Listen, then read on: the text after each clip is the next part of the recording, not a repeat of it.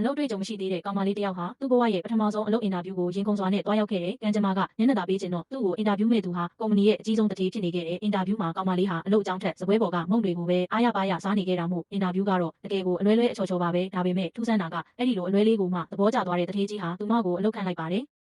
နောက်တစ်နေ့မှာတော့တထေးဟာ Rolls Royce ကားကြီးနဲ့ကောင်မလေးကိုလာကြိုလိုက်တယ်။အလုပ်အကြောင်းအရင်လေးလာဖို့ဆိုပြီးအဆင့်မြင့်စိန်ခံစားအင်ကြီးတစ်ခုစီကိုခေါ်သွားခဲ့တယ်။ကောင်မလေးကအံ့ဩသွားပေမဲ့တထေးကတော့အေးအေးဆေးဆေးပဲဒါကကုမ္ပဏီဝန်ထမ်းတွေအတွက်စီစဉ်ပေးထားတဲ့ပုံမှန်ဆောင်ပဲလို့ပြောလိုက်တယ်။လစာကတစ်လကို3,000,000ရမယ့်အပြင်အခုလိုနန်းတော်ကြီးမှာနေရတော့မယ်ဆိုတော့ကောင်မလေးခမညာပျော်လွန်းလို့တထေးကိုကျေးဇူးတင်ပြီးအလုပ်ကိုအစွမ်းကုန်စူးစမ်းပါမယ်လို့သတိပေးလိုက်တယ်။အဲဒီနောက်ကောင်မလေးဟာသူ့ဆောင်ကနေတန်ရောစင်မပြတ်လို့တည်လာတဲ့အပင်ပူလေးတွေကိုလိုက်ချနေတာကိုတထေးကမြင်ပြီးသဘောကျနေတယ်။တထေးကမပြန်ခင်မှာဒီအိမ်ကိုဘသူ့ကိုမှမခေါ်လာရဘူး။မင်းရဲ့ရေးစားတော်မရဘူးဆိုပြီးသတိပေးလိုက်တယ်။လက်ထောက်ကအိမ်တကားအတွက်ကောင်မလေးရဲ့လက်တွေကိုမှတ်တမ်းတင်ပေးရင်းနဲ့တထေးရဲ့ရေးစားဟောင်းတွေကထိတ်တန်းမော်ဒယ်တွေကြီးပဲဒါကြောင့်တထေးကိုသွားမချစ်မိစေနဲ့ချစ်မိရင်တော့အလုပ်ပြုတ်မှာပဲလို့သတိပေးလိုက်တယ်။ညရောက်တော့ကောင်မလေးရဲ့ရေးစားဖြစ်သူကရောက်လာပြီးအိမ်ထဲဝင်ကြည့်ဖို့ပူစာတဲ့ကောင်မလေးနဲ့သူ့ရေးစားအပြင်မှာတွေ့နေတာကိုအပေါ်ကနေလှမ်းမြင်သွားတဲ့တထေးကြီးဟာဒေါသထွက်သွားကတညာလုံးအစည်းအဝေးတွေခေါ်ပြီးဝန်ထမ်းတွေကိုနှိပ်စက်ထားတာကြောင့်လက်ထောက်ဖြစ်သူရဲ့နွမ်းနယ်နေတဲ့မျက်နှာကိုကြည့်ပြီးကောင်မလေးကတထေးဟာတော်တော်စိတ်ကြီးတာပဲလို့တွေးနေတော့ရှိသေးတယ်။သူ့ရဲ့အထက်လူကြီးကရောက်လာပြီးမင်းရဲ့အလုပ်ကတထေးသွားလေရာကို24နာရီပတ်လုံးနောက်ကနေတကောက်ကောက်လိုက်ရမှာပဲလို့တာဝန်ပေးလိုက်တယ်။